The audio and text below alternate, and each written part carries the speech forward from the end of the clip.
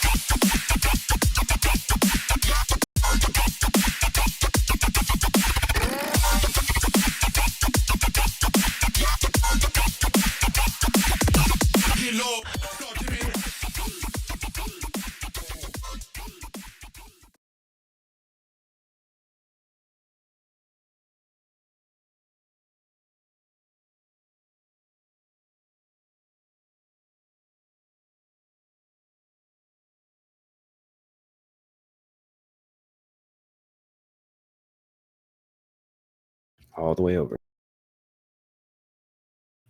I mean, at least halfway up there.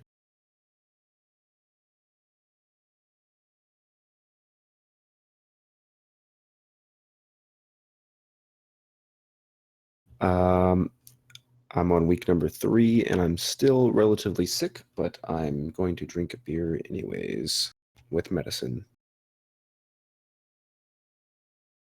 Some cultures it is, it really is. But yeah, I saw you did some beer drinking over this weekend.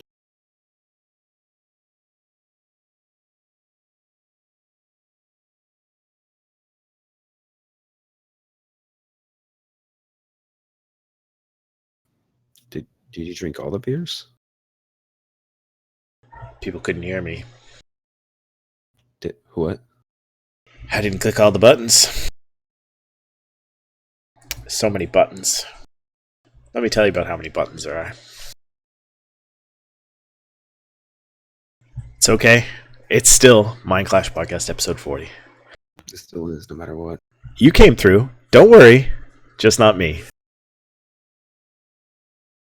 So I was saying I had a great weekend. There was a craft brewing festival thing near me, so my wife bought me tickets, and there were like 75 breweries. They each brought like 3 or 4 beers each, so there were like 300 different beers you could try, and it's really easy to be indecisive when you can only willfully consume like 15 different ones. I mean, if you have a specific style that you like best, I'm sure you can narrow it down.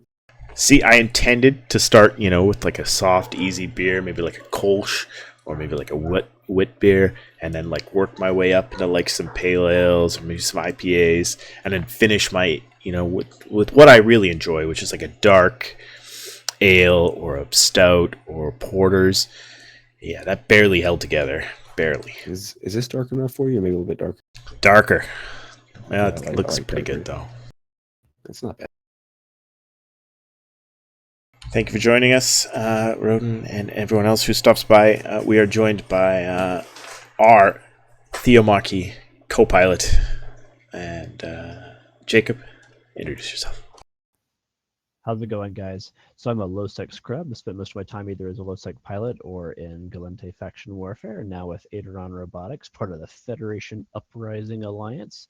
And I had a great time at Theomachy and great flying with you guys. I'm just missing I don't have all those beers right now. Oh, yeah. Beers. I'm drinking water, but beers definitely recommended. I make my own, so I kind of always have beer on tap and ready to go. See, Jay McLean's going to beat me. See, instead of going to do my workout when I got home from work, I just chatted with people about the show and then arranged some more guests. And then all of a sudden it was 6:45. I'm in the army. I go to the gym and work out every day. I sit at the desk most days now, so I need to make an excuse to work out. Yeah. I don't have Especially it. with the head burgers like that, the ones that are full meals in of themselves. But anywho, So later on in the show, we'll be joined by two FCs from Iron Armada, Angron and SlimJim, and they'll be just joining us after our soda, which I'm missing. Should this be nothing important? yeah, I miss a few things here and there for this wonderful, lovely show, but I'm here for the audience and for the people. I'm here for the space buck. Just one. Just one one. isk. Remind I me thought you later. meant space Bach, like, a triple Bach or something. Ooh, That'd be a good space beer. good idea. All right, Well, what happened this week? some things happened. As far as Eve News goes, there was a tweet, I believe, I want to say, I was on Wednesday that went out from Eve Online or from CCP via the @Eve Online Twitter handle that announced their updates, June and July updates, which is interesting because if you manually type in updates.eveonline.com, you will not see those. But if you go via that link or the link on the dev blog post, you will find out that they have some updates coming. Anything good in there? I don't know. It's kind of vague. You know how they've been having the events like the Serpentis event and the Blood Raider Harvest and all those fun little things. I have shot those people. The next one is going to be the Rogue Drone Hives. Everybody's favorite pirate faction. What? Yeah. So pretty vague. Doesn't say. All it really says is that Concord has announced that we need to go and kill these drone hives, and they'll be on our overviews as of next Tuesday, 13th June. Is that next Tuesday? No. Tuesdays are patch days, yeah? Yeah, it's next Tuesday. So next Tuesday we'll see some drone hives all over New Eden that we must go destroy for some unknown reason and unknown prizes. Well, I'm sure we're going to hear from the lore people about some of the wonderful things. Rogue drones are certainly one of the more interesting kind of background pieces. But isn't this going to be kind of like every other thing where you go in and you kill 3 cruisers and then a battle cruiser and then you get some sort of drop? Sounds about right. Yeah, I'm sure it'll be It's out on more CC variety. this week. Yes, and there will be a mass test mañana. That's Chinese for tomorrow. So you can check that out if you want to get on Sissy and do the mass test and find out what kind of crazy updates are coming next week. That really wasn't Chinese, by the way. Could have fooled me. Close enough. All right, and there was a nerf laid down on the in the June patch coming. It was announced on the forums through the changes and updates forums. CCP Fozzie announced that there is the nerf bat coming for excavator drones specifically. Yeah. And this has a lot of people a buzz.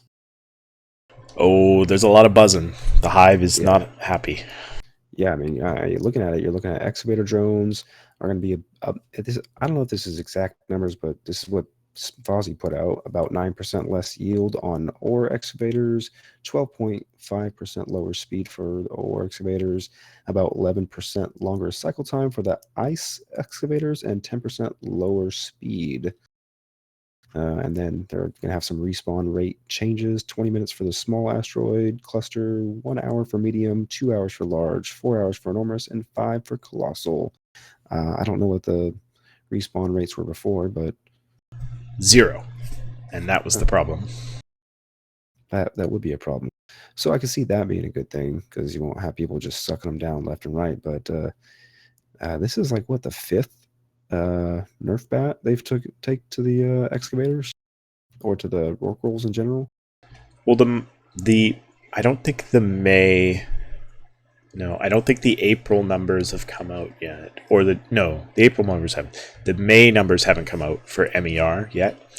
But the goons have been up in Delve at somewhere like 6 trillion ore mined, it's like dwarfing the rest of the game.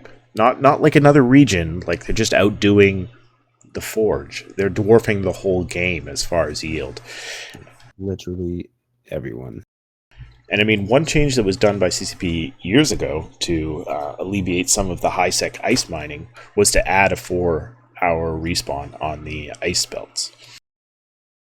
So this is a similar style nerf where they're making it so that the smaller belts will respawn kind of every half hour, but an extra large the colossal belt will take 5 hours to respawn a new belt.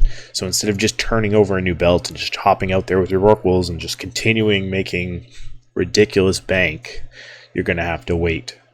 You're going to have to do it in shifts. You're not going to be able to abuse it 24/7. Although groups that are big enough to be exploiting Rorquals at high numbers like the goons are will just be able to utilize more space. Yeah. Well, but now how crowded are they there? I mean, I think I've heard a little bit about that. When they've got an entire region, but they've got thousand players, is there actually a crowding issue there? Now, according to Aerith, in one of his interviews he did with Talking in Stations, is that they haven't reached saturation in Delve. What they'd like is 6s in pretty much every system, but that just isn't happening. And typically what happens, especially from when I was in Goons, a lot of the groups would just stack up in certain systems where there was reliable support from boosters, from capital support, in jump range of the super cap fleet, so you could all pile together in case bad guys came through, and you could rely on the intel of one guy down the pipe to do the work for 70 of you sitting in one system. Well, I guess we'll see if more people want to wander in there, I suppose. Yeah, I mean, they should have enough space, and they'll just have to put more of the mining upgrades in more systems, whereas the ratting upgrades were previously put in a lot of systems, right? And then they'll have to jump the Rorquals around. But Rorquals have a negative to jump fatigue anyway, so it shouldn't be a hassle. Guess we'll find out. They will adapt, they will survive. And thankfully, like most nerfs that are coming to, I mean, the yield and the speed nerfs are nerfed to everyone. The respawn time shouldn't affect most small or medium-sized entities who are taking advantage of their colossal belt. They'll just move on to their extra large, and then down to their large, and then hopefully by that time your colossal is respawned. Yep, so basically means a little bit less AFK. It means you just can't have your herd of cows move around the same field all day. You at least have to go to a different field. Yeah. Hopefully one that doesn't have a Cloaky recon waiting for you. There's two farmers. There's two farmers just cursing in their car right now. Damn you. You don't know what you're talking about, dumb city kid. Right. So along with that that change for next week, a few other things, not a whole lot. There's going to be the new ship designs that we talked about for the Ishtar and the Vexor. They're going to come in place, as well as the Sin. Then there'll be a skin for the Macarial and improved client performance. Very, whatever that may be. And also, for those who really needed it, they're going to have higher DPI scaling for your launcher. When I first read that, I was like, oh, great, higher DPS for bigger screens. No, it's just for the launcher, as if we needed that. Maybe you're just staring at your launcher, getting ready to load into your super. Like I do know, so with my my Microsoft Surface book, it's the DPS is like 3,000 something by, it's ridiculous. So when the Eve launcher is up, it's tiny compared to the rest of the screen. I actually have to really zoom in my whole, take my face and try and figure out, how to type my password in because it's so small. But I mean, it's not that serious. Do you think that might mean they're planning on doing more things to the launcher, like have videos play in the middle of the launcher or something? No, no. I mean, it could. I'm trying to think of some reason why they would want to bother that. I mean, Because they something have- like having a CCP or an Eve Twitch stream kind of smorgasbord or slideshow of all the people who are Twitch streaming Eve on the launcher would be pretty amazing. Straight from the launcher to Mind Clash Live. Yeah, or whoever's airing. Yeah, They would literally never do that. I mean, they already have the Twitch partnership in game. I don't know how fresh that is, but Well, I mean, specifically for this show. oh well. 'Cause- We'll get you through rehab, Kael. We'll get you through. I'm not even going to talk about CCP Ghost today, although I could because there's reason to, but I won't.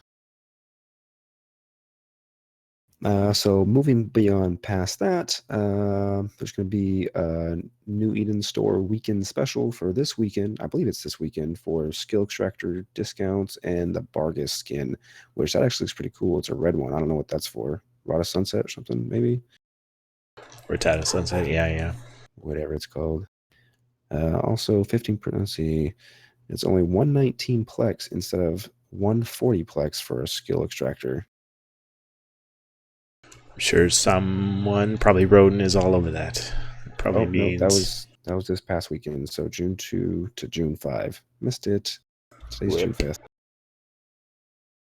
Bubble's already broken. Pop. That Macariel skin, by the way, looks amazing. Pretty nice. It's like green laser lights down like the ridges.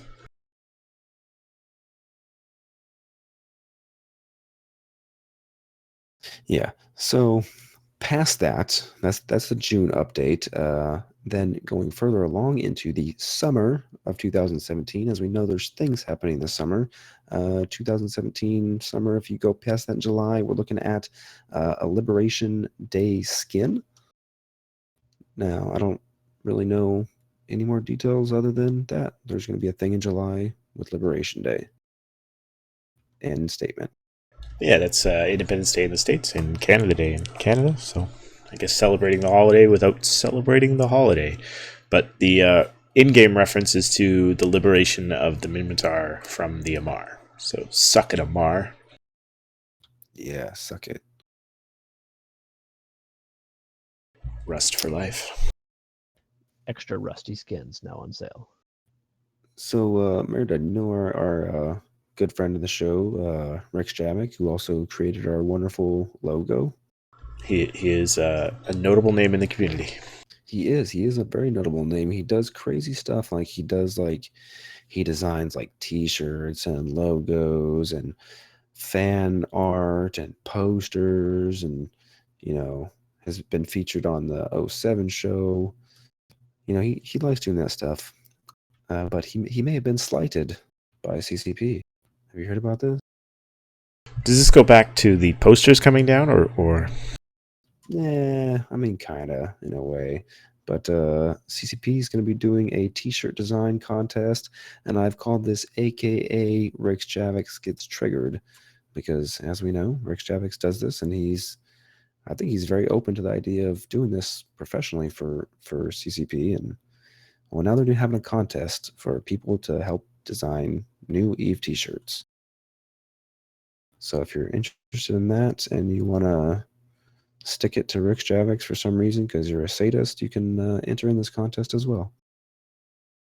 I mean, this is a fun contest. I know, like, when I was at Vegas and they had all the shirts from the store there, I was a little bit disappointed at the variety. I thought there were a lot of options out there with the amazing Eve art assets that are available, and the so many in-game corps that people are, enjoy to be part of, or like, why isn't there just a shirt for all of the pirate factions? Just a simple shirt. To be honest with, like, a lot of the stuff I've seen on the Eve store, as nice looking as some of the stuff is, I would never want to buy any of that stuff because it's not that great, and I think the price is too high.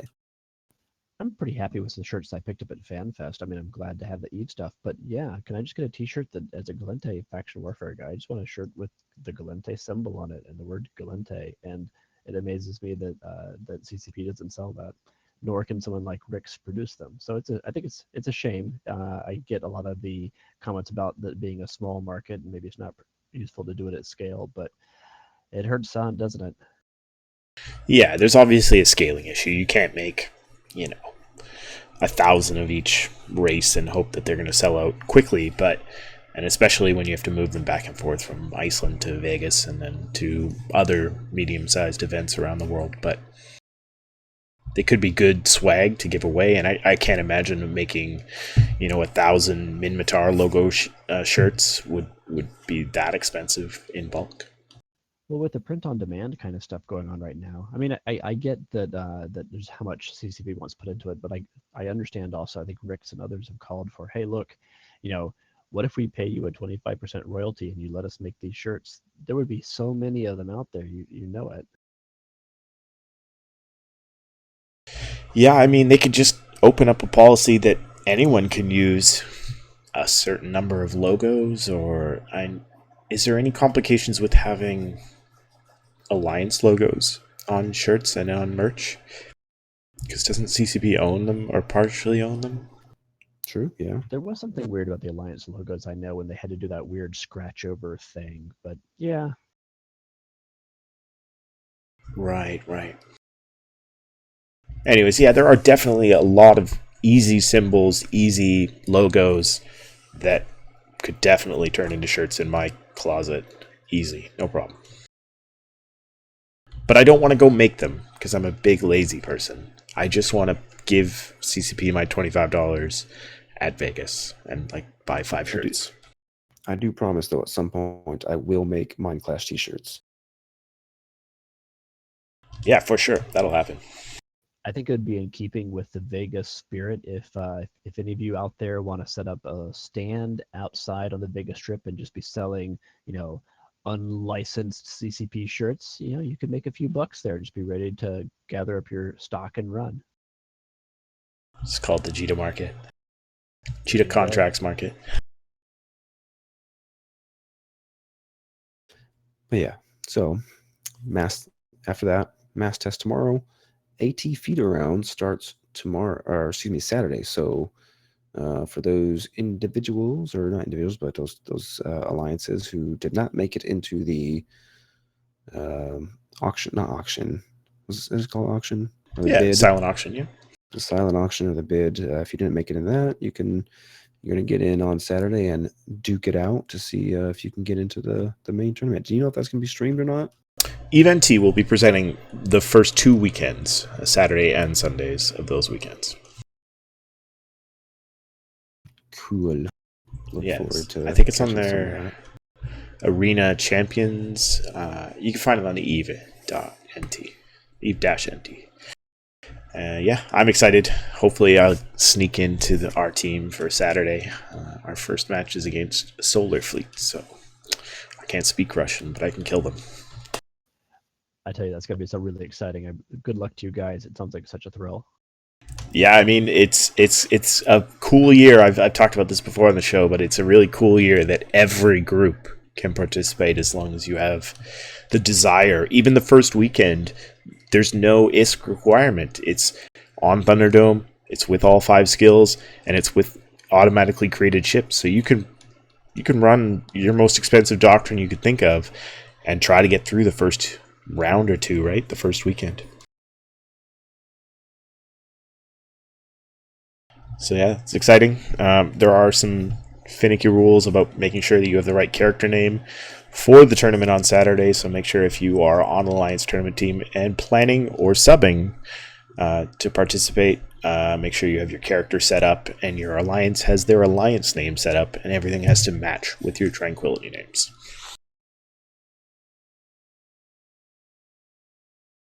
Yeah, everything you just said. All right. So that's really all the CCP Direct news for this past week. I don't think anything else came out from them. Nothing that stands out on my radar, but it's summer, so expect things to be kind of slow.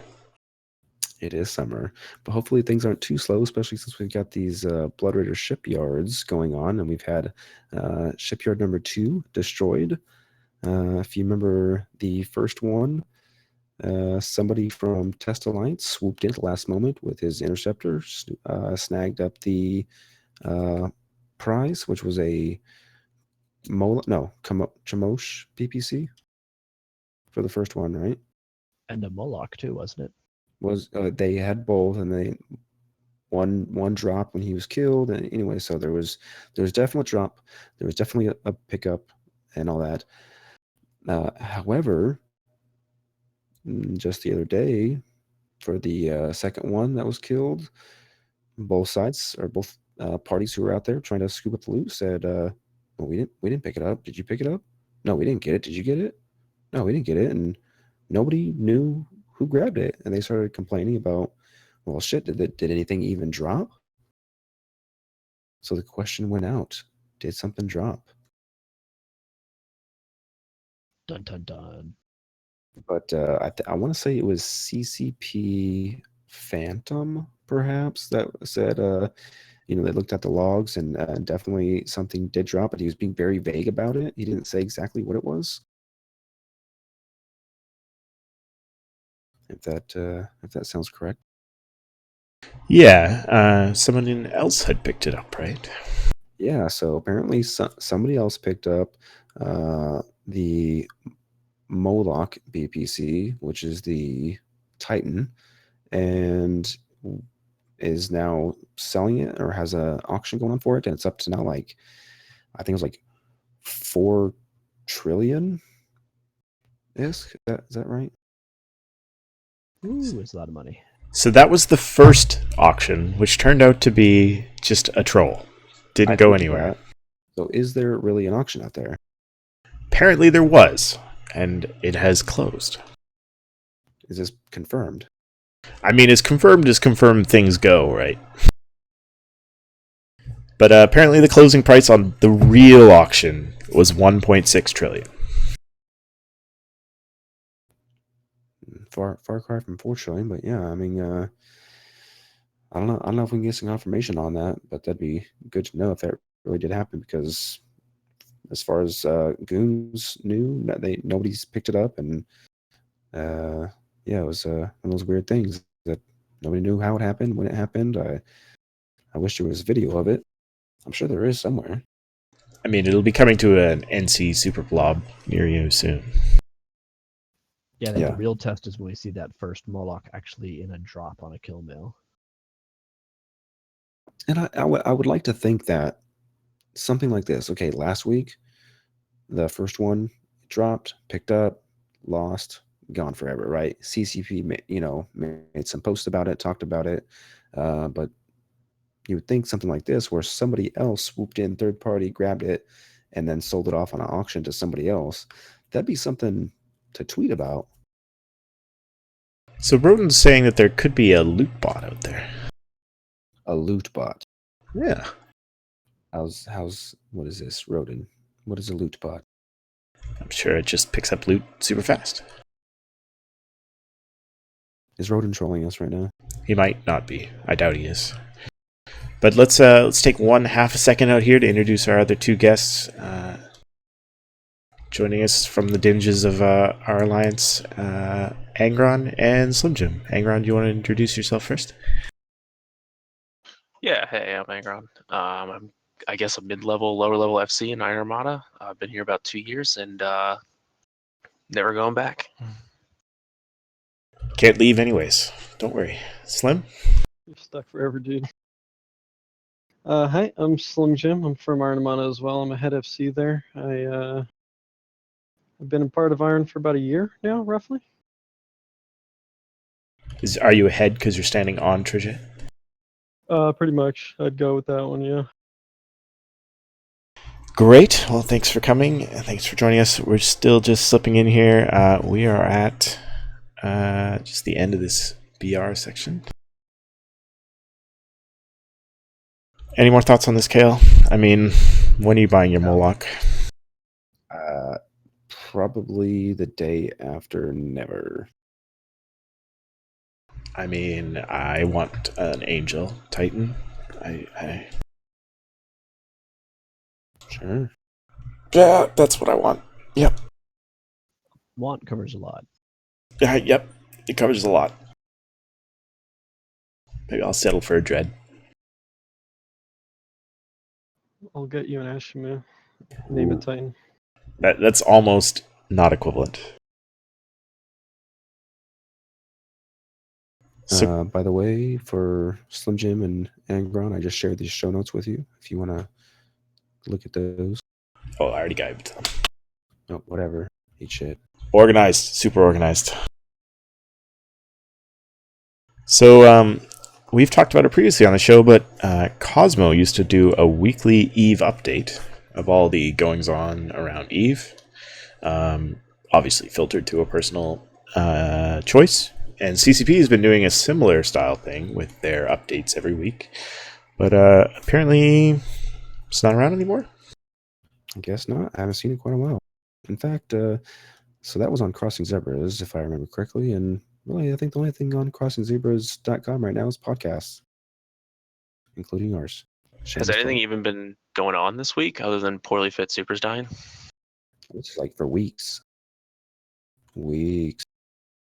So what I heard is Cosmo got burned out. There's just a huge amount of effort he was I having would to put into imagine.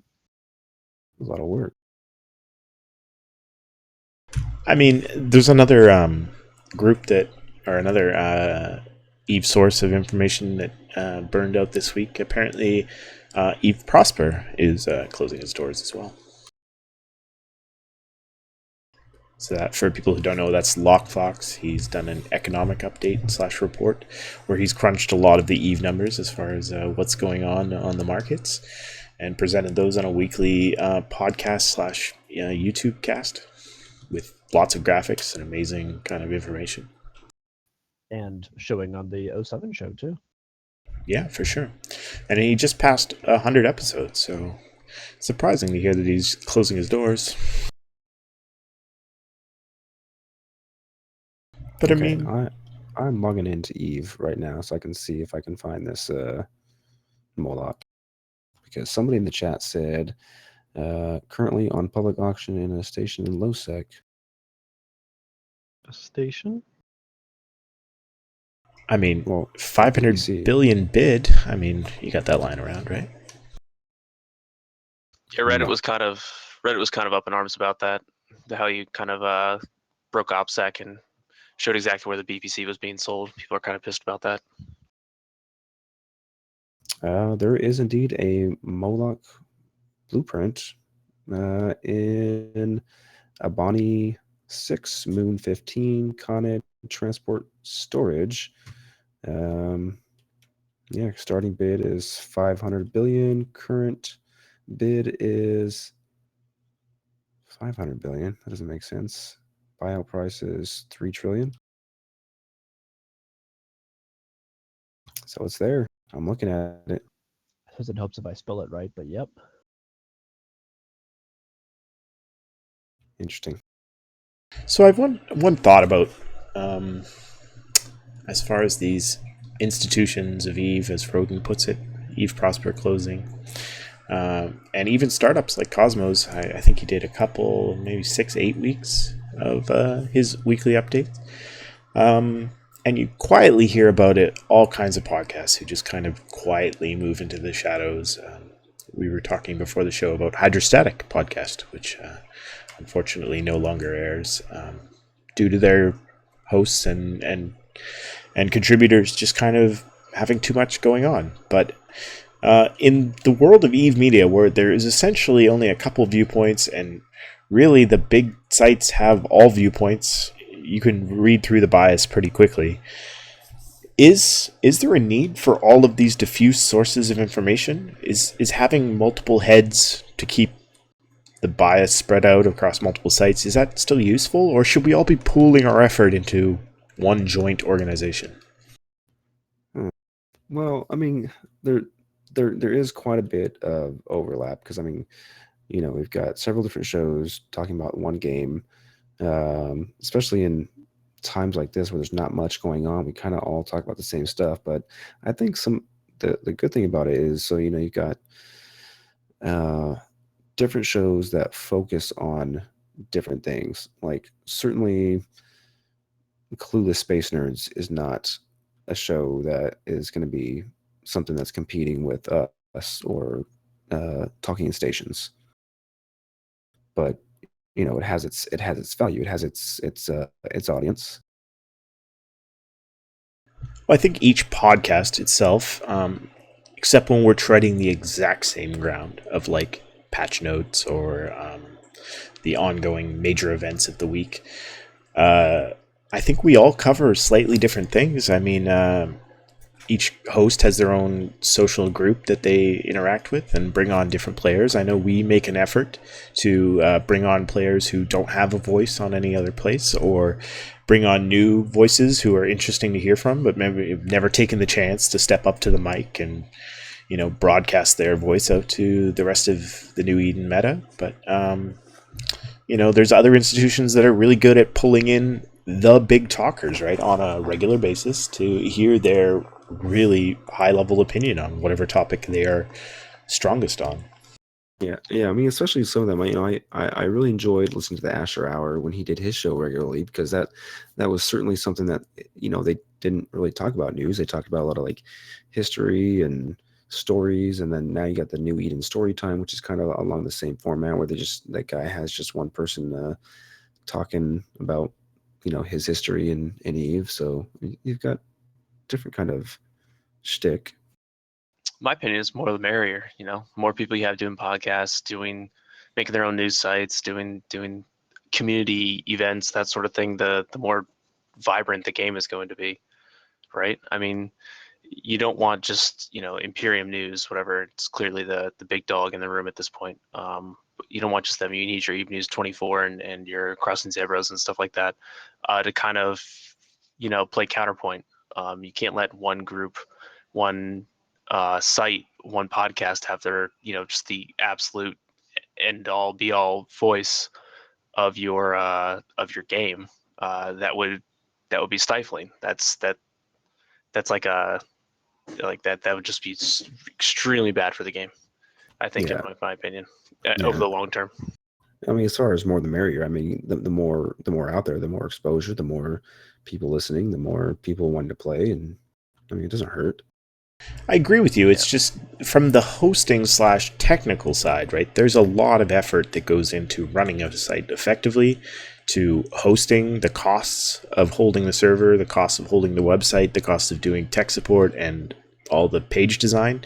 Like, that's way above my level. And I know for like Imperium News, at least they have a full-on art department. They have a full-on tech department. They have producers that run their shows on top of the hosts of their shows, right? Are you trying to quit? I'm not trying to quit. I'm just saying, would it be better if some of those from the news side of it, because I think podcasts can do it themselves. It's not too hard to run OBS. Anybody can really run OBS. If you don't know how to, one of us could always show you. But like from the news site, like the hosting, the like editing articles, like there's so much that goes on in the background there. And like, is that stifling people actually having the free time to write or to produce a piece of content?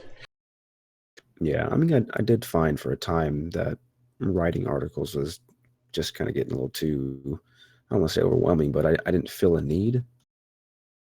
Like, because everyone else was covering everything. I guess. Is it stifling though, or is it? I mean, obviously, Imperium News Network has their own bias, right? Eve News 24 has theirs. Crossing Zebra is. I honestly don't know about their bias. I'm sure they have one though. I'm not too familiar as much with that site, but like Imperium News is the mouthpiece of the Imperium. Like, it's literally in the name. Yeah, but you know what? Like, to be perfectly honest, like, they're really not that biased. Like the last article that I wrote on there was very much CO2 focused, and they even put like CO2 artwork and had no issue with it. Well, they'll take submissions from anyone. It's just the majority of their writers are, like, in their opinion pieces, tend to come from their own people. The majority of their published articles tend to come from that. Like a lot of they just had an let me try to find the article. They just had an apologist piece basically about it. They write one like every month about how like goons aren't actually destroying the game and stuff. And I'm not trying to say that the goons are destroying the game or they are or they aren't, whatever. But like they clearly have like a pro Imperium, pro Goon Swarm slant, if not all the time, just in the general editing and what submissions they take and that sort of thing. Oh, sure. Yeah. I think a lot of that just comes from the personal networks. I mean, when you have a group of people that play together, when you're just like, hey, I need to get an article from someone, you're probably going to turn to the people you know. And yeah, great if you can expand out and get more writers. So I think all these sites, whether it's the Eve News 24 or Crossing Zebras or Imperium, yes, they collect their own groups and they may take real efforts to try to bring in more people, but there's going to be at least some tendency of bias there. Even an accidental bias, like you're saying, like it's like it's set up by, they may have set it up so they invite their friends to go on, and like for example, like Meredudd just invited myself and Slim. There's 3 out of 5 people in here are in one alliance. Like that's already presented a bias, and we didn't even mean to. I mean, you can't really I'm not help biased. you can't help but be biased in certain situations. Well, except for one, we're all nullsec players. Does that mean we have a nullsec bias? Yes. Oh, no. Absolutely. I'm the I token think nullsec Eve guy. content, well, Eve content in general has a nullsec bias. CSM has a nullsec bias. Like that's been known for like a decade now. And again, it's the big organized groups and people who tend to put together podcasts and websites and all this stuff is the kind of people who are organized enough to survive in nullsec. Yeah. Yeah, I mean, people.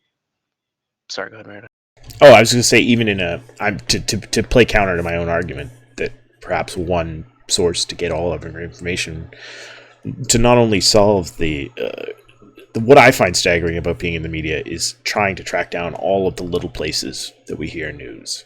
That is a staggering part of the game. But Yeah. even Reddit, where it is essentially it's a media based around the popular opinion of the players who are hanging out there, I mean, it still has a ridiculously strong bias. Reddit, the devil. It's a reflection of the real challenge that I think CCP faces, where the vocal players are self-selected into certain areas, and it's clear that they have a real problem trying to balance the vocal players with the more casual players who aren't staying up to listen to or be on podcasts, for instance.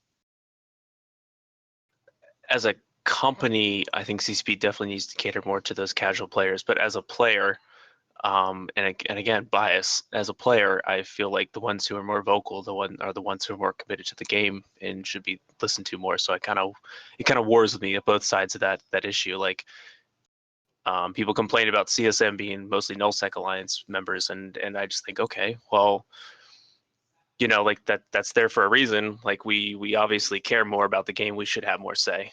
But on the other hand, you don't want to lose your 50-60% of your subscribers that just log in to do level 4 missions in high sec either, because then the game loses its money base. Yeah, it's definitely a tough nut to crack. Yeah, I should have definitely on some of our the media moguls out there discuss this topic further. Write that down. Show topic. Writing it down now. All right. But yeah, let's talk about what we did this weekend besides drink beer. Yeah, we definitely did some stuff this weekend. So as you guys know or may not know, we participated in the Theomachy tournament. Myself and Meredudd had planned to go in there and go at it together and see what we get.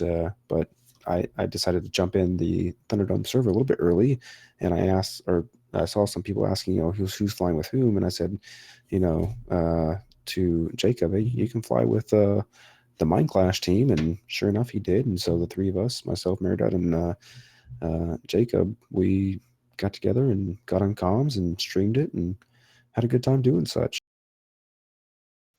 Yeah, it's great. Just the picking that up and randomly getting in there was actually worked out pretty well for us too, to be honest.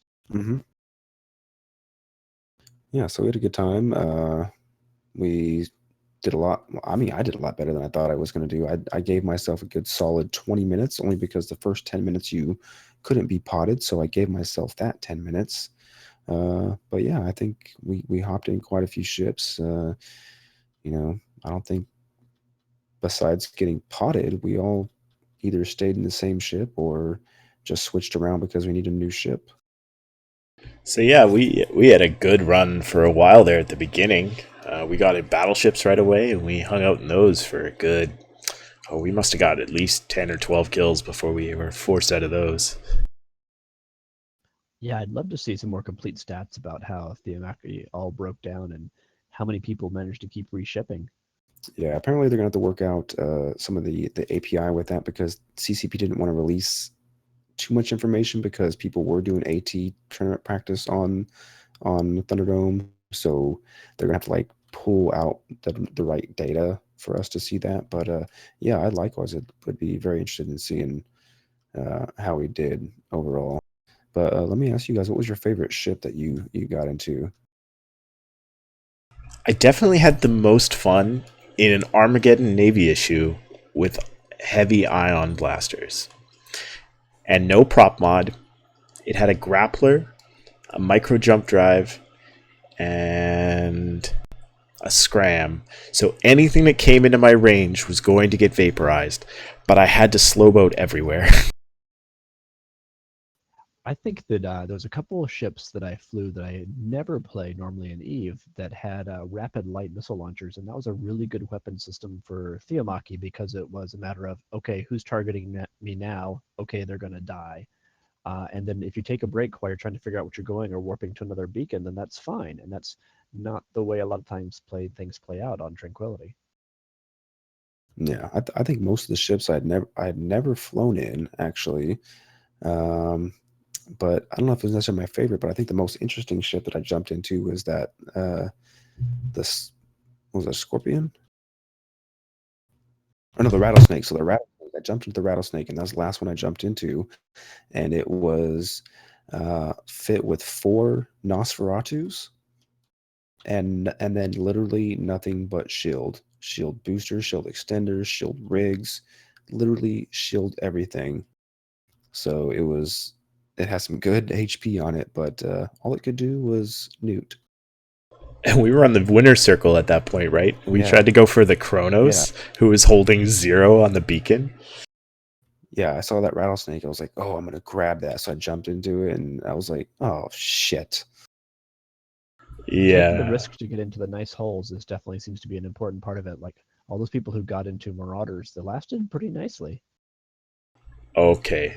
My bane was the Raven state issue that had the officer launchers that I only checked and looked on one of my lost mails later on. But the first time I interacted with them, I was in a Hurricane fleet, I think, and I took 4 volleys and I was in low armor and I was a shield fit. Like 5 volleys, I probably would have died, and I took 4. It was Man. So yeah, some interesting stuff. And the reason I kind of wanted to pull the topic that we're going to talk about tonight is because Meredudd, you did a pretty good job of target calling for us, and you seem to have known a little bit what you're doing. So that's why I said, hey, let's talk about target calling tonight. Yeah, I don't know how many kills you guys got, but I ended up personally with 17 kills, 7 losses, and I killed 1 pod myself. And when you got podded, you were totally out. So that was the. Yeah, I think I might have gotten about a little less than 10 that I actually remember popping up on the notifications. Yeah, Void is saying that Lysis and Co looked unstoppable in Theomachy. I definitely stopped in on Reload's stream, and there were some other groups who had better overviews set up. That was one thing I regretted, is not putting a little bit more time in while we were still figuring things out at the beginning of Theomachy to sort my overview so that empty ships would not show up on my overview, so that I could focus on active players more effectively. Yeah, definitely overview would have been helpful because I couldn't tell the difference between floating drones and drones that belong to people. Yeah, what's really proud of about taken down one prophecy until I realized it was completely empty and had nobody in it. Kill's a kill. Fuck you, prophecy. Oh, But you're right, though. I mean, like anywhere you play in Eve, being organized and working with a team gets you a long way forward. And we clearly saw that in some of the groups we tried to engage with, like the Battleship group we kept running into, where the Nightmare keeps showing up and just blasting us. oh yeah, he was very effective to very long range. Anytime we were on grid with him, he seemed to be just nuking everyone in his optimal. But yeah, while Kael works on what he's working on there, I did do most of the target calling for our fleet, and it's something I've put a little bit of practice in, doing gate camps and small fleets. But I went my beer. oh no. But we got Literally everywhere. it in everywhere. Oh god. He just showed up in stream too. Alcohol abuse. Oh jeez. Drink it off the keyboard. It's on his pants too. When you want him to I do know that. it's everywhere. So, I mean, I've done small amounts of FCing, but our two guests here, Angron and SlimJim, you guys do a lot of FCing, and let's just talk a little bit about target calling. I mean, it's an important part of FCing. It's maybe not the most important part, or do you think it is the most important part compared to like positioning or choosing what fight you join? The most important part is definitely everything that you can think about that would go with FCing combined. Like, there's no you can sit here and talk to me forever and come up with 1,000 different things that go into FCing itself, and everything is going to be equally important. I mean, if you fail in one thing, then you're going to lose your fleet. If you're good in one thing, then you're still going to lose your fleet. I mean, like yesterday, we had a small skirmish. We engaged some capitals, and we ran into a situation where we needed to warp off. And due to positioning, I positioned the fleet outside of all of the fucked bubbles, mind my language, and we were able to escape with minimal losses where we should have lost the entire fleet. And situations like that, I mean, you need to be good in everything, but target calling itself is extremely important.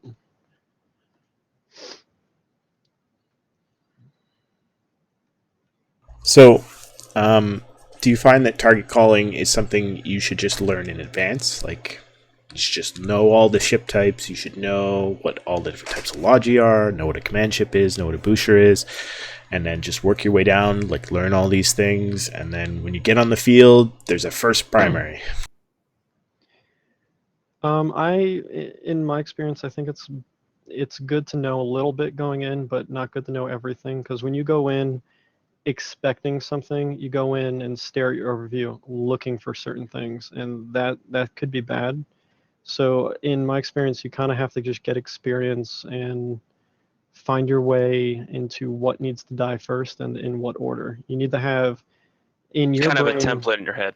yeah, you have to have a template. Like you need to know what you want to kill in what order, like 3 targets down type thing. And then you need to be able to change that template depending on how the fleet ends up or where the fight is going. For example, like if you're winning, you don't really care too much about enemy people tackling you. But if you're trying to kite or extract, you may want to target their light tackle and like sabers and stuff first, and then go back to killing DPS. If you're not tanking, then maybe you want to kill light tackle again. Like there's certain things like you kind of have to keep going back over and over and over and over and over again in your head, like constantly, to reevaluate your situation. There's not like one set thing you can just go into the battle and just follow and actually come out victorious unless you're just blobbing hardcore. Yeah. So I'll take one step back and just take an aside here. Target calling, for anyone who is not on board with where we are, if you're a newer player, you just don't understand. Target calling is who the FC is choosing for the fleet to engage, whether that is through broadcasting them as a target, or through announcing it on TeamSpeak, or through just yelling or typing it out in chat, attack this guy. That's choosing your target and who we kill. And who we kill is obviously important, and most of the time, focus DPS is always important to taking a target down before it catches logic. Slim, your push talk is stuck. Stop. Discord does that. I'm so sorry. It's all good. So obviously, yeah, positioning is important. What stage of the fight you're in is important in target calling, but what other things about target calling is like critical? Like if you choose to shoot Logi first, is that like always good? Like I've in an equal-sized fight where you feel like you're going to win and you've got that strong feeling, and the fight could be raging on for a few minutes or the fight can be going on for a minute. As soon as you secure the fact that, oh, I'm going to be able to tank this, or we're tanking this, right? Normally if we can tank and still break their DPS at the same time, I would go for DPS ships over the Logi, because knocking out and Logi is like, it scares FCs and it scares people in smaller fights, at least. Maybe not when you're blobbing, but in smaller fights when you have 5 Bassies or 6 Bassies and you hear Bassie down, in your head that's an automatic, okay, let's leave. But you can lose 2, 3, 4 DPS ships before you feel like you got to go. So if you're breaking them and they're not breaking you, I would go straight for the DPS ships and just go and just get as much killed as I can. Yeah, sometimes like you want to lull the enemy FC into thinking they can stay on field longer, because maybe you'll win that certain skirmish, but their fleet is able to mostly extract intact, and they're able to fight another day. Whereas if you're hitting some DPS ships, maybe they're like, okay, we lost a couple DPS ships, but our Logi wing is still okay. We're occasionally catching reps. They might stay on field longer. You might actually be able to kill more overall, and actually eliminate that threat. But it really depends on the situation. so in smaller subcap fleets, Jacob, you run in low sec in faction warfare. When you're fighting on a plex, when you're fighting in a small gang, maybe drawing guys into a fight off gate, like how do you choose your targets? Is it Logi ships? Are they the most biggest threat in faction warfare? You're gonna have to get the good tackle off the field first. Well, there's definitely some different scale things going on. So a lot of Plex warfare can be this quick attrition thing where you're going for something like the Derp Catalyst or Atrons, where you're just going to blur down something that's more expensive and kind of start ripping through things. And there isn't the predominance of Logi that has to be broken. But when it gets into larger engagements, like in several of the groups that I've flown with, it's the full Macarials with Guardians that I think is closer to what maybe you see in Null, minus some of the capital level.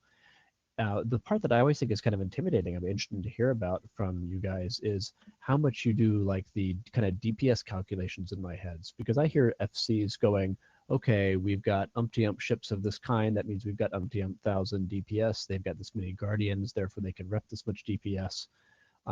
That kind of stuff always seems kind of intimidating to me, which is why I think the small scale isn't as scary to me, where it's not as mathematical and you have to know all these fits. Do you guys see that in the Null, where you feel like you have to know the total combined output of your fleet, even getting into to not support versus anything else?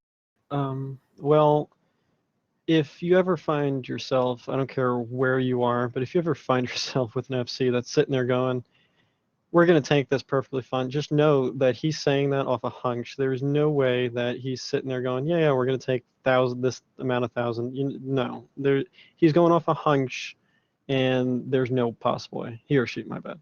But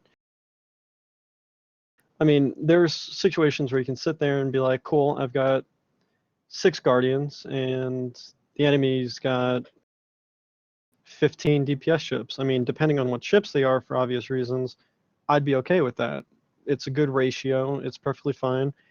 I mean, it depends on the type of fleet and what you're flying and how tanky your ships are and stuff like that, and the confidence that your FC has in the comp at the end of the day. Well, there is. How much would you say this plays into the alpha doctrines that seem to be more predominant, at least where I've flown with some bigger fleets, where the Macarials or things like that, where the arty is just the can we pound through the Logi before they can even react? Well, Iron Armada hasn't really had the opportunity to fly itself a Macarial fleet just because of numbers. We're not exactly the biggest group around, but we do make the most of what we have. Back when we still lived over in What, We could create- Okagaiken was in Black Rise, question mark? True story. Yeah, okay.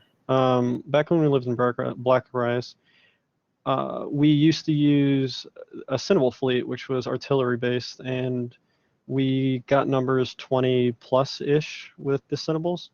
And with that, we were able to engage things. I don't want to say anything's bigger than a Hurricane fleet I stayed away from, because 20 plus Cinnables can volley a shield Hurricane, and it's quite hilarious being able to warp in and warp out without losing anybody and kill a Hurricane and just pick them off that way. But we haven't exactly had the most experience with alpha fleets of that manner. Yeah, I mean, from my time in the big blocks, there was definitely numbers that the FCs were probably crunching in behind the scenes with, okay, we have 140 Feroxes. 140 Feroxes, each Ferox does 450 DPS. Let's run some numbers quickly. Okay, this is how much alpha we have. We're fighting a Proteus fleet. So we can fight effectively on field until we lose 15 Proteuses. And then they have probably additional math to take into account that most people are not paying attention. Half the people are there only know where their F1 key is. Half the people have remapped it to their mouse button because they don't know where their F1 key is. And that's maybe going to be their effective DPS of 80 Feroxes out of their 120 or 130 that they bring. That's not even before losses, right? And you don't know who's going to be killed when you show up in 150 of the same ship type, right? So I know there are numbers and calculations that go into big blobs. Can we break a Proteus? Can we break a Guardian? Because Logi are often less tanky than, especially in T3 fleets currently, are less tanky than a Proteus. So if the fleet was still able to break the Logi, I know that was always a primary choice. And that those targets were always called based on what ship was out of position, or what ship was falling behind the group, or what ship got tackled.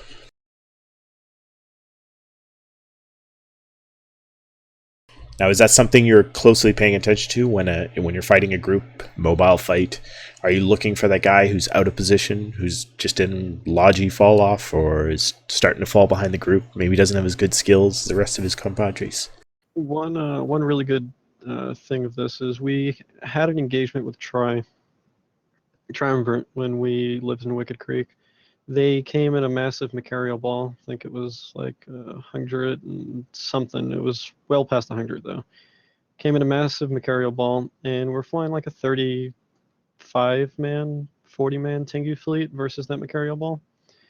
And the things that we were able to kill were things that either our jump squad were able to jump off, or things that misclicked and flew away from the ball. So I mean, things that make themselves vulnerable in such a way where, they're not on top of the friendly Logi, or they're not with the ball. Things like that immediately stand out, and they're the things that are normally going to get called target primary, because they're the things that aren't paying attention. They're the things that are going to get off the field very quickly and just get shot and burned down. Yeah, being a smaller group, being able to separate and pick off little ships that are separated from their Logi is one of the big things we look for. Definitely, we do a lot of stuff with jumpers. Like you were saying, Meredudd, we will look for people who are kind of like you said, in a Logi fall off. Maybe we won't be able to break someone, but we'll be able to push them off an objective, like in Entosis mechanics. They can't receive reps when they're Entosising. And then as their fleet retreats, or we wear them down enough, we do little trail of tears, kill stragglers on gates, that sort of thing.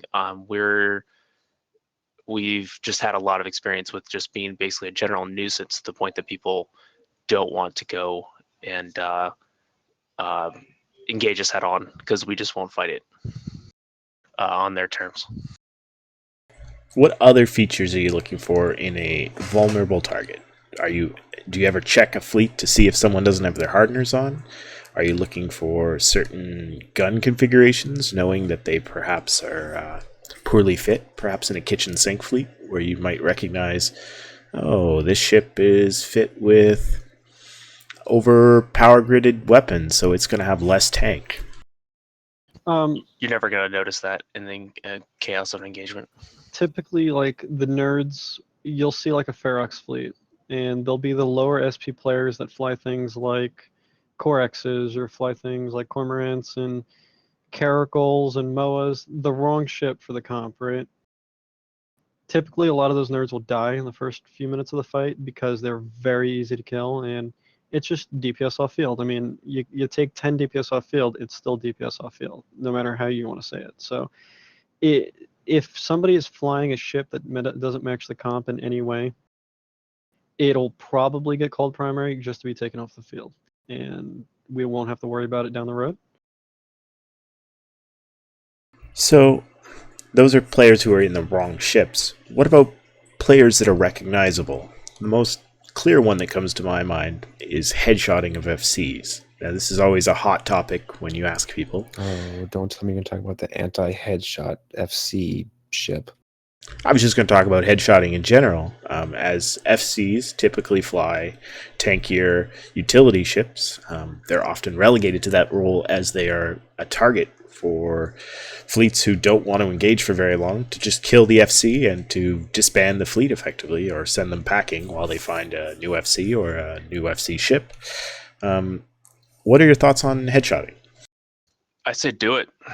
If you're able to break the Yeah. FC right away, just fucking shoot him and get him off the field. All's fair in war.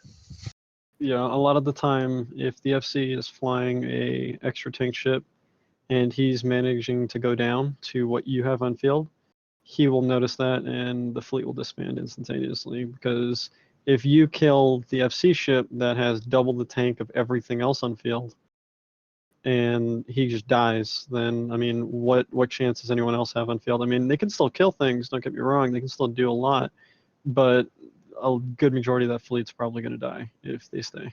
At that point, it's just attrition warfare. Who has the most to start with is going to win the fight. Because if you're able to trade with the logic not being able to hold your ships up, it really just depends on who came with the most ships to begin with.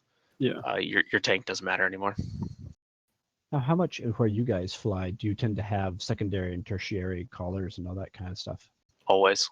Yeah, I normally will always, like, there may not be one named right off the bat, but I will always know who's going to take over after me. So if I think I just warped us into a situation that I'm going to die in, typically before I even start taking damage, I ensure that the entire fleet knows who's about to take over. See, that's something that I definitely see over in my neck of the woods between the well-organized low-sec fleets, which maybe are closer to what you guys are used to in Null, and the more casual roams is when, as you're setting out, you get that primary, secondary, tertiary. I think this is something that I think is can be a positive effect from the headshotting, in the sense that it forces people to teach their people and to spread that responsibility down the line. Oh, dude, we completely encourage it. I mean, if you wanna become an FC, then by all means, take fleets out. I will sit in and not say a word. Don't even worry about me being there, dude. I'm just there to support you.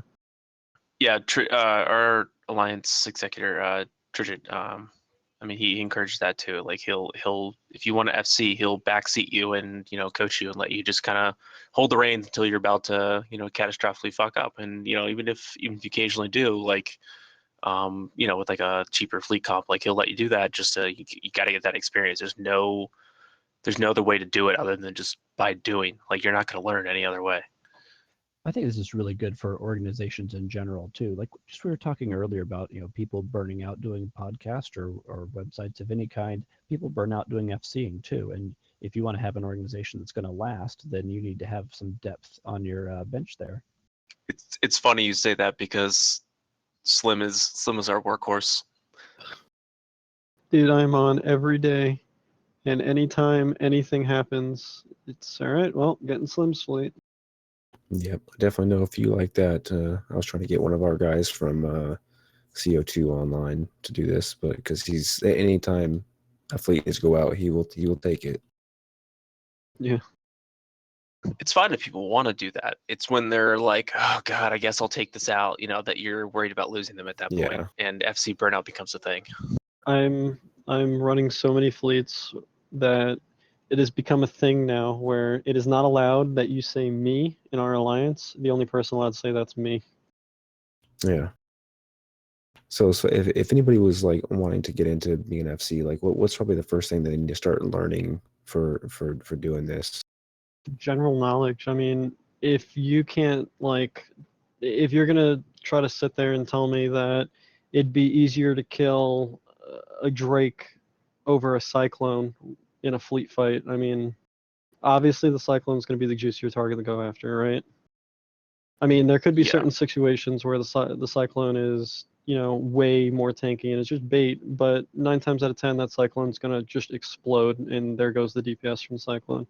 If I name it, let's say if I name a ship and you don't know what type of ship it is, if you don't know its capabilities like at all, or if you don't know what type of ship it is, like whether it's, you know, like if I say like a Hugin, if you don't know it's a combat recon, you know, you don't know it's like won't be on D-scan or whatever when you're looking around, like little tiny things about the game, like things like that. You need to brush up on that knowledge before you start FCing. Yeah. Like if you don't know what type of cavalry ships are generally kinetic locked, like things like that, like just little things like that. Like you just need to know that kind of stuff before you start FCing. Yeah, you gotta get like that feel of what every ship can do and kind of how that ship applies or does what it's meant to do, I guess you could say. And just get that feel for what the ships can do. And once you've done that, you can start moving forward with like, you know, taking your fleets out and killing stuff like bigger fleets. Like, I mean, the only way you're really going to learn what ships can actually do is, you know, take out the small gang roam, run into a Hugin, find out the Hugin can web you out the 70 kilometers, get very depressed and die. And then now you know it can do that and you won't do that again. Yeah, there's definitely been a few times where I've encountered a ship and it goes, oh, what's that? And, oh, shit. Right. Definitely don't want to do that as an FC. So after you've learned that basic knowledge, what's kind of the medium level steps that you should take? Should you learn all the ship weaknesses? Should you learn the different damage types of the classes? Should you learn what the the weakest of each of the command battlecruisers are? Well, once you get the feel for all the ships, I mean, the common stuff that the players that have been playing longer, you know starts to just make your way. Like you start to figure that out. Like, you know, if you're shooting at a Tech 2 Minotaur, you're shooting kinetic because typically it's going to be its weakest. Although sometimes it may be higher, but by default it's its weakest. Or Mar thermal, right? You learn these things just off of the feeling, right? Like I said, the feeling, I don't know, I'm not going to go and explain it again. I lost my train of thought halfway there. What I think Slim is trying to say is like you get a feeling for in general what's the best ammo type to use, what's the best engagement range for different ships and ship classes, that sort of thing. And it doesn't have to be perfect, but as long as you go in and you don't freeze in an engagement, you're doing okay. I would add that like the next thing really to do is also to do like a lot of small gang where you're kind of manually piloting your own ship, because as the FC, a lot of times your fleet will be anchoring on you, so that's good to, you know, you need to know how to manually pilot your own ship before you can actually lead 50 other nerds, or 20, even 10, 20 other nerds behind you. You have to actually know how to manually pilot your own ship, how to get into your optimal range, what the enemy's optimal range is, that sort of thing. Are you guys going to tank that, or are you not? Things like that. So I think like small gang is kind of like the next step up from that, where you kind of get that feel where it's like there's not really an FC in small gang. Everyone's kind of doing their own thing, lots of communication. I think that really, really, really teaches people a lot about the game. And I think that's a good stepping stone to FCing. Not so much solo stuff. Solo stuff can be kind of gimmicky, in my opinion. It's not as transferable to an FC position. But yeah, definitely small gang. Small gang is the key. All right, one more question for me. Is paying attention to the meta, is that like a really key thing to knowing like what your adversary, your enemy might be flying? I typically really honestly don't care what the meta is. Fuck serves. I only really care about what our enemy at the time is flying. I mean, the meta, for all I care, it could be. This is all hypothetical, by the way. No one take this into like reality, but the meta could be a mail. Oh, I was gonna say Maelstrom, but that's the meta. Well, the meta could be an Alpha Maelstrom comp, right? But our enemies are flying Gillos, so I don't really care what the meta is. I'm gonna build something to kill Gillos. The Maelstroms aren't our problem, obviously. So you figured out the resistances. You've learned how your fleet operates. You've run a whole bunch of small gang fleets. You got a good grasp for like, I'm gonna primary that Garmer because 80 mil and paper tank. He's gonna die first, and then we'll move on to that Harbinger because he's gonna take forever to kill. And I don't really want to pound away on him while I could be killing expensive tackle. What are the top end stuff? Are you gonna have to learn that when you're fighting your enemy, your chosen enemy, that alliance that you've been fighting with for 3 months, that what we did back in Reaver's days was we targeted the same guy and killed the same guy over and over again in T3s, knowing that he'd lose skill points. Are there any other like top tier, top bar kind of tactics that you should know as far as target calling? Usually, if we run a fleet comp that has Hugens, I will attempt to give the Hugens a job, and they kind of target call for themselves in the way that I give them the job of finding where their anchor is. There's a really awesome video that Fane put up when Fane was in Wicked Creek.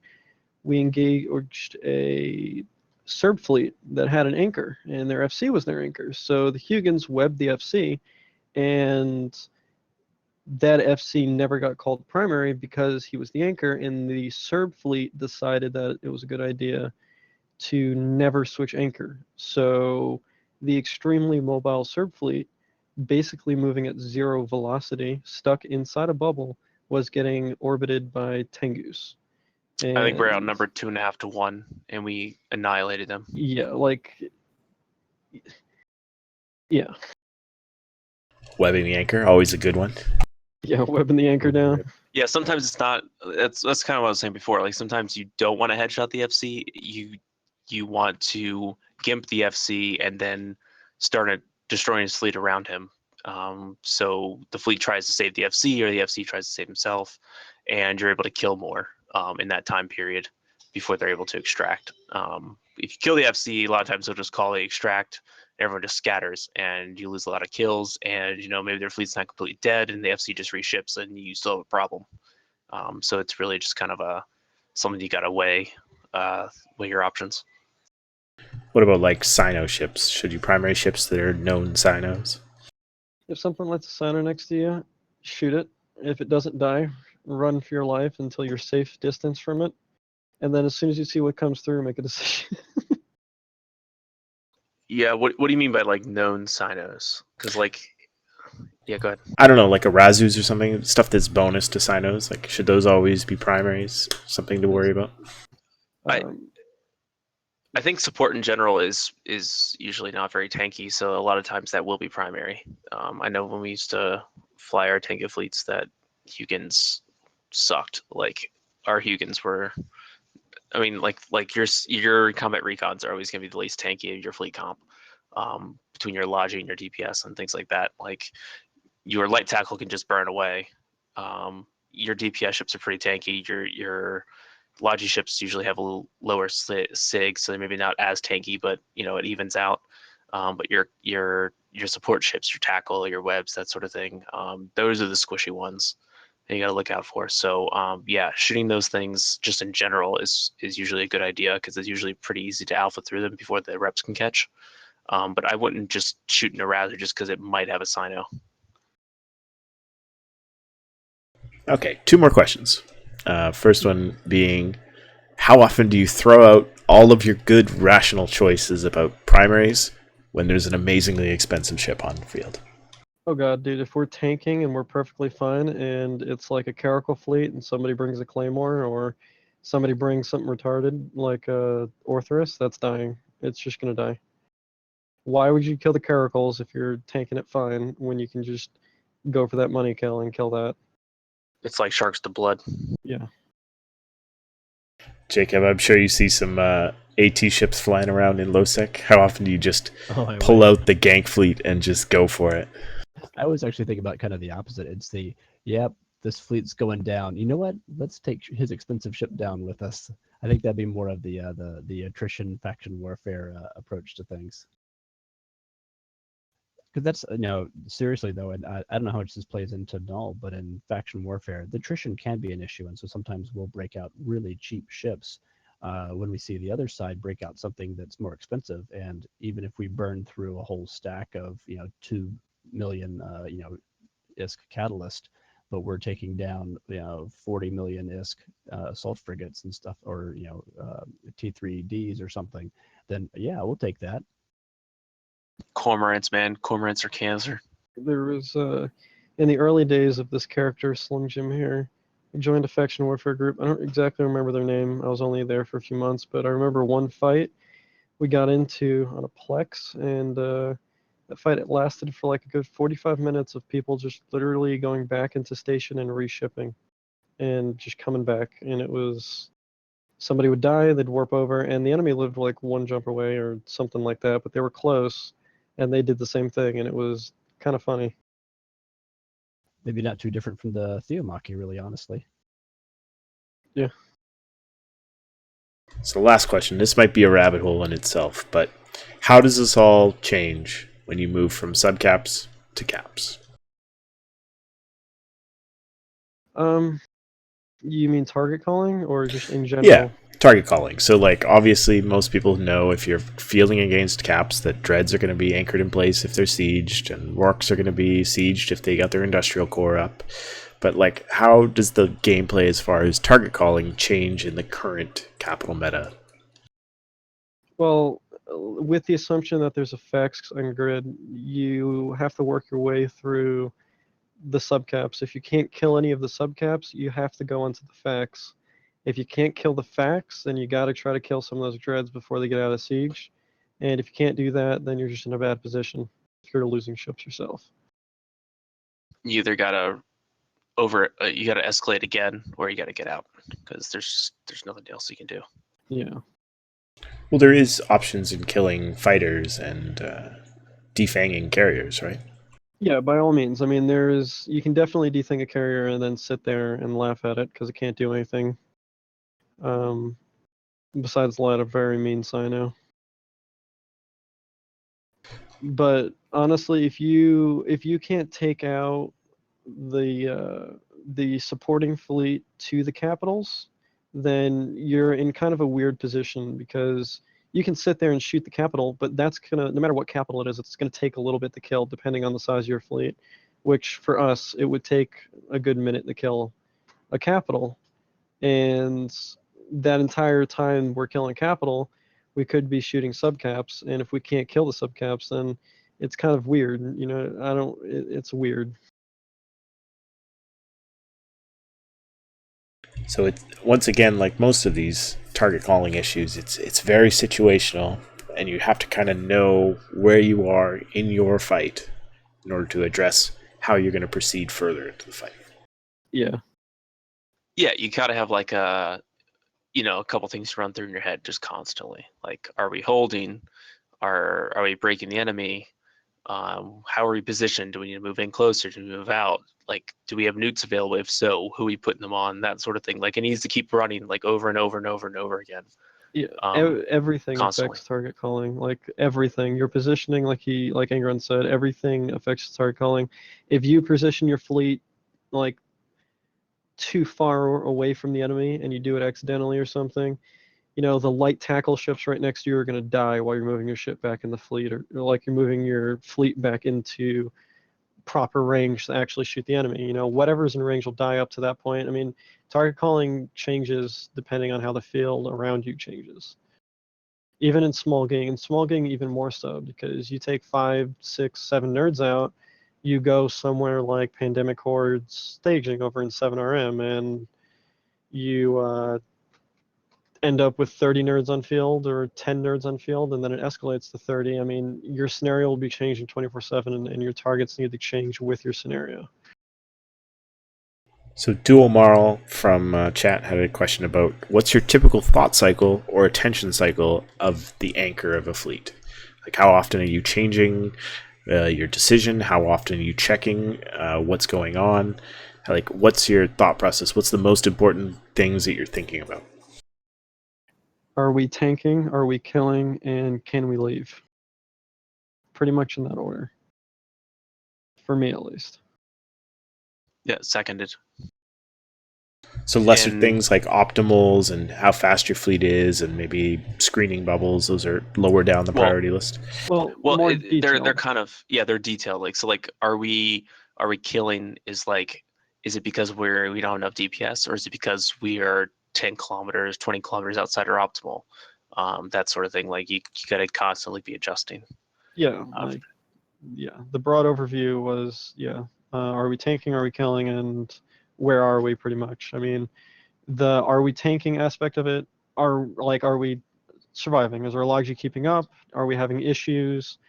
And when you get that Loggy is okay, and you get that reassurance, you can move on to are we killing, and then you can move yourself and combine that with where we are and get yourself into that proper position at the same time, trying to keep your fleet not completely tackled by a bubble or something, and kill the enemy and get yourself in that position where you're doing a lot of damage and the enemy is doing as little as possible, and just keep yourself there. And you got to kind of cycle through that as fast as you can with making as few mistakes as you can, because you got a lot of people on the line sometimes. It really depends on the fleet comp you're flying too. Like if you're flying battleships, you have a little bit more leeway. You're a little bit more tankier. Your fleet in general is a little slower. You can kind of adjust a little better. If you're flying cruisers, your ships are a little bit faster, so you need to be on the ball as far as like where you are on the grid. Like, are you an optimal? Are they an optimal? Like, what's happening? Like, because things can change real quick if they decide to just dive right towards you because they realize that they're holding. They can dive right into your formation and just fuck you up, just ruin your day. You need to be paying attention really, really well. But for like I said, for like battleships, it's a little bit more slower paced. Capitals even more so. Capitals is much more of a DPS race, kind of like what Slim was saying. Like if Dread is in siege or a carrier is in triage, you either can kill them or you can't. There's no if and or buts about it. Like, and if you can't break them, you got to either choose another target or you got to extract. Like it's becomes very simplified, very N+1. Whereas with subcaps, you can be kitey, you can be just really sneaky. There's a lot more interplay available to you. There's quite a few videos on the YouTube of wormhole groups fighting each other, and in the old days when an Archon was triage, is a really good example of them being used in wormholes, and these wormhole groups attempting to kill subcaps, realizing they can't. Normally following the Archon, there would be a Dreadnought or something of that manner, and the subcap group would go after the Dread right as soon as it enters siege to attempt to kill it and get that DPS off field before the Archon can rep it when it comes out of siege. So these are just DPS races and different forms of target calling in your situation.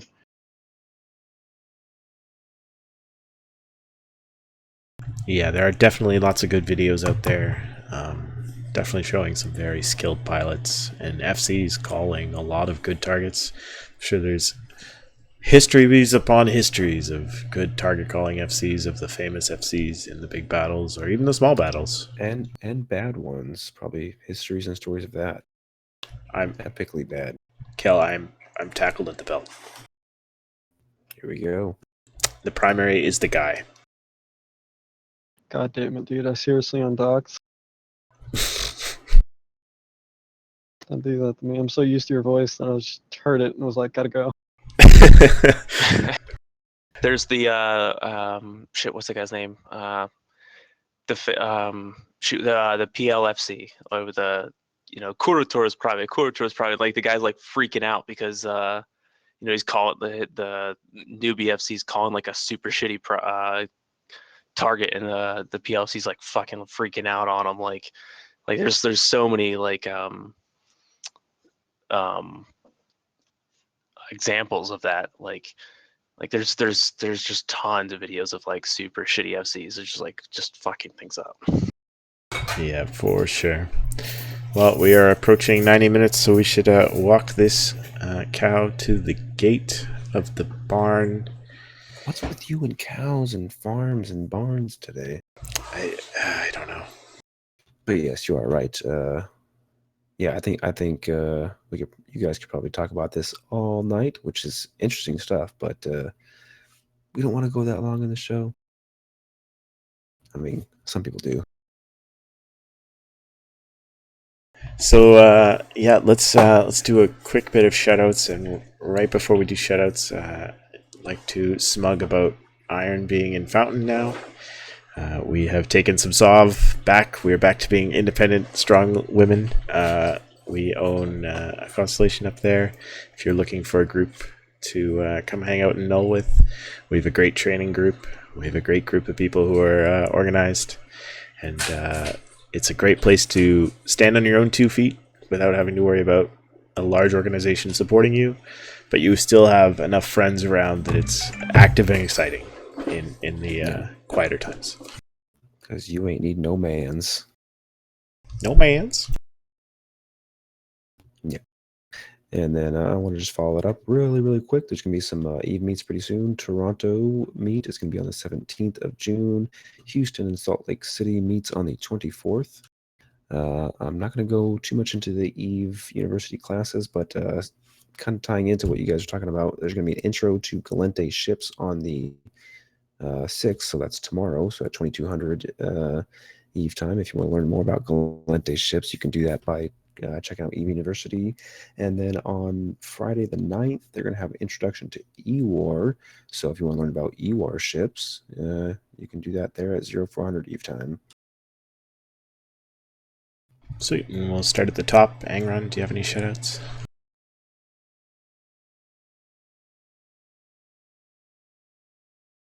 Angron's been pulled into a fleet. Slim, do you have any shoutouts? I'd just like to say that Iron Armada is independent once more, and Iron Armada is doing a massive recruiting spree right now. We have a in-game channel called Iron Armada Recruitment for any of those interested in looking. We have some really cool people there that are willing to help you out in any way you might need. And yeah. Hello. There you go. All right. Sorry, let me repeat again. I'd like to give a shout out to my fellow courtmate, Woody Smiles. He has come a long way. He joined us as a brand new bro, like clearly like 3 days old, 2-3 days old. The dude is phenomenal. He always volunteers for fleets. He's done, I volunteered to do some FCing. He's done shit tons of Ventosis work. The guy's just a machine. He's everything that I want in a recruit for this alliance and for this game. And he's just exceptional. So Woody, thank you. You're an awesome friend and an even more awesome alliance mate. I'd like to second that, Woody. Really good job, buddy. It was turning into a proposal at the end there. Jacob, do you have any shoutouts? Yeah, after all this talk about people putting in lots of hours in as FCs, I'd give a shout out to Silver Suspira, who at Federation Uprising, he's constantly leading fleets for us to lead the massive Galente forces and knocking down whoever we need to knock down. And I really appreciate how much effort he puts into organizing fleets. And then actually, a lot of times he hands it off to somebody else in the middle of things too. So thanks, Silver. Are Galente going to finish off the war zone here soon? I think it's not really in our best interest because then we completely shut them down. They're quiet enough as it is.